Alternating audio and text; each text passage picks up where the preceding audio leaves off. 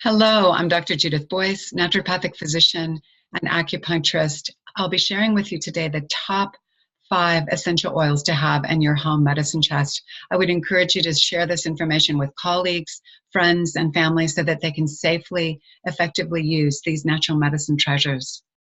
The first oil I would encourage you to explore and work with is Malaleuca alternifolia, known commonly as tea tree essential oil. This is the quintessential antimicrobial essential oil. It's antifungal, antibacterial, and antiviral. It's one of a handful of essential oils that are safe to use what's called neat, which means directly on the skin. It's non-toxic. You have to be very careful, though, to actually mark the bottle for the day that you open the bottle. The tea tree can be applied neat for 6 months after the bottle's opened. After 6 months, the oil starts to become caustic and can actually be very irritating to the skin. So it's important to mark the bottle when you open it. That's because of the oxidation process with the oil. After that time, you can still use the essential oil, the Malaleuca. Just make sure that you dilute it in a teaspoon of vegetable oil, 1 or 2 drops of the Malaleuca and a teaspoon of vegetable oil, and then apply it on the skin. Tea tree can be used for virtually any skin condition. I recently had an internal blister develop here, so I've been putting tea tree essential oil on it. It's very helpful for infections, sore throats, periodontal disease. You could add 1 drop to your toothpaste or 1 drop to warm salt water to gargle if you have a sore throat. It's the only essential oil that's gentle enough for vaginal application, although again, you have to apply it carefully. I would suggest adding 1 or 2 drops to a tampon and inserting it vaginally. Lavender essential oil is another of the essential oils that is safe to apply neat directly on the skin. Lavender has pain-reducing properties. Also, it's very helpful to reduce spasming. A migraine remedy, you can take 1 drop and rub it in the temples, or again, you may want to, especially for children, dilute that 1 drop of lavender essential oil and a teaspoon of vegetable oil and then apply it in these areas. Lavender is adaptogenic. It has what's called amphoteric action. That's an odd word to understand the effect of a natural medicine. Amphoteric means it has seemingly opposite actions, just like an amphibian can live in water or on land. Amphoteric means that lavender can have seemingly opposite actions in the body, which drives pharmacists crazy. How could one substance have seemingly opposite actions in the body? That's because all of the adaptogenic botanicals are aimed at normalizing function in the body. So, for example, lavender essential oil can be calming for moods or have some gentle mood uplifting properties. The lavender essential oil could actually help to reduce anxiety and calm and make someone ready for sleep, or it could heighten their energy levels. So it has seemingly opposite actions depending on the need for that particular person at that particular time. Lavender is antivenomous. I had a colleague whose husband was bitten by a brown recluse spider right here on his forehead. And if you're familiar with brown recluse spider bites, you can have erosions into the skin up to 1 inch or more deep from the effect of the poison of the brown recluse spider. My colleague began applying the lavender essential oil immediately after the bug bite, and within 48 hours, the bite had pretty much completely resolved. It hadn't gone into an erosion of the skin at all. Lavender is an excellent insect repellent. You can prepare it in a mister bottle, diluting it in water with a little bit of alcohol. You need the alcohol to be able to disperse the oil and the water. Lavender also harmonizes the action of other essential oils. In Chinese medicine, they talk about licorice being the great peacemaker. It helps to harmonize the effect of the other essential oils.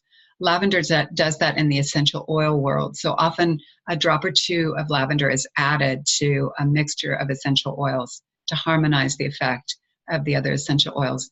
A note here, lavandin is not the same as lavender. Lavandin is a different species and does not have the same therapeutic effects as Lavendula angustifolia. A few years ago, there were studies that came out. There were 4 case reports of young men who developed gynecomastia, breast enlargement, as a result of using lavender essential oil. A couple of years later, though, that information was refuted. They gave extraordinarily high doses, about 500 to 1,000,000 times higher concentration than what those boys were receiving with rats. And there was no development of gynecomastia. The thinking now, as there's more research and more understanding of the effects of essential oils, is that the lavender in the boys' shampoo actually facilitated the deep absorption through the skin of parabens and other substances in the shampoo that are what are called xenoestrogens. Xeno means foreign. Estrogens, they have estrogenic effects in the body. We're discovering now that essential oils they are so lipophilic, they move so easily through the lipid membrane of the cell and directly into the cell, that they will take anything in contact with them into a cell.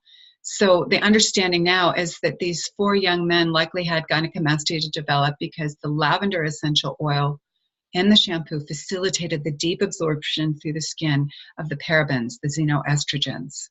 So this is a note here to be mindful, to be careful with all of the essential oil products that you use, that you only add them to extremely pure ingredients. If you put them into junky skin lotions or facial products, you will have absorption not only of the essential oil, but any of those junky products, those dangerous additives in the product. So just adding to simple, pure oils is generally first choice.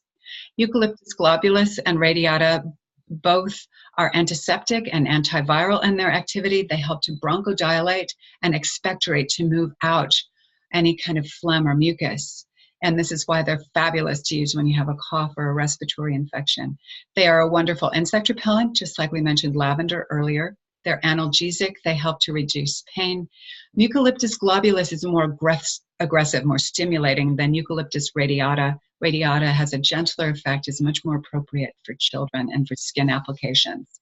Just like we mentioned with lavender, eucalyptus also is very effective in helping to absorb other ingredients in a product. So they've done some research and found that eucalyptus essential oil significantly increased the absorption of chlorhexidine. There was synergistic activity, and the eucalyptus dramatically improved the absorption of chlorhexidine, thereby improving its antibacterial effect. Mentha piperita is peppermint, and this is another must-have in your home medicine chest. There's a misspelling there.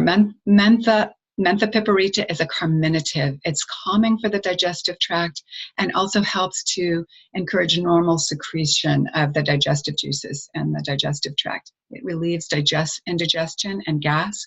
Be careful though, because the peppermint helps to relax the cardiac sphincter. The sphincter is a ring of muscles at the top of the stomach, and peppermint helps to relax everything in the digestive tract, including that cardiac sphincter, the ring of muscle. So the peppermint in particular, is not an ally, not something to use late in the day, because if that cardiac sphincter is relaxed and you lie down, then you have potentially backwash of the contents of the stomach into the esophagus. So peppermint is not a great thing to use late in the evening. Peppermint is an excellent ally for addressing nausea and vomiting, whether that's from pregnancy, chemotherapy, from the flu. There's a research study that's shown that an alcohol dilution of peppermint oil is as effective as Imitrex, which is a major pharmaceutical for addressing migraines. Peppermint also has antiseptic and mucolytic effect. It helps to break up and expel mucus. A recent study is showing that peppermint is really fabulous for sports performance. They did a research study with 15 college students, divided them up into 2 groups. The experimental group got 1 drop of essential oil internally. I don't recommend taking any of the essential oils internally unless you've had advanced training. You can get an equivalent effect by drinking a cup of peppermint tea. That's a much safer way to go. So I'd encourage you, if you want to have these similar effects, drink a cup of peppermint tea or simply inhale the peppermint essential oil. So after 5 minutes of the ingestion of the peppermint essential oil, the experimental group had improvement in their breathing capacity and their lungs, and they also found improved grip strength, 36% improvement in grip strength.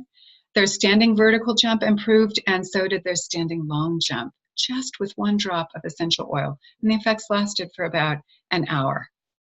Lemon is another wonderful ally to have in your green medicine chest. Make sure that you store lemon and all of the citrus essential oils in your refrigerator. The essential oil of lemon and all of the other citrus oils are made simply by pressing the peel. The peels are so rich in essential oils that just pressing the peels expels the essential oil, but they're tiny pieces, a little bit of debris of the essential oil. And so it's important to keep them in the refrigerator. That little bit of debris can tend to go bad, and then it spoils the essential oil.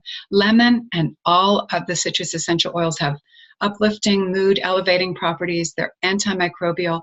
In Europe, they're often used as a disinfectant in the medical offices. In one study in Japan, they used sub-olfactory levels. That means below the level of conscious smell of lemon and the ductwork, and found that there was increased concentration, improvement in concentration and productivity. Rosemary is a wonderful pain reliever. It's antiseptic. It relieves muscle and joint pain. It's tonifying for the heart, and it's also unnerving, calming for the nervous system. It will increase bile production. It also improves memory, particularly, as well as concentration. There are 3 essential oils that are known to improve brain function, and they're called the cephalic 3. Those are basil, rosemary, and peppermint. Rosemary will also stimulate hair growth. So some of the cognitive effects, there was a study done in 2008 where they gave one group a list of tasks to do, and they did not receive the rosemary essential oil. The other group breathed in rosemary essential oil and then were given the list of tasks to do. The rosemary group remembered 7 things, whereas those who didn't receive the rosemary remembered only 4. So this is really helpful. If there's something that you need to remember or you're studying and need to concentrate, rosemary is a wonderful ally. Thank you so much for joining me. Keep your eyes opened, your awareness open to more of these important sharings that I'll be making about your green medicine chest and how to build the contents of your green medicine chest. Thank you so much for joining me. I'm Dr. Judith Boice. You can find more information at www.drjudithboice.com.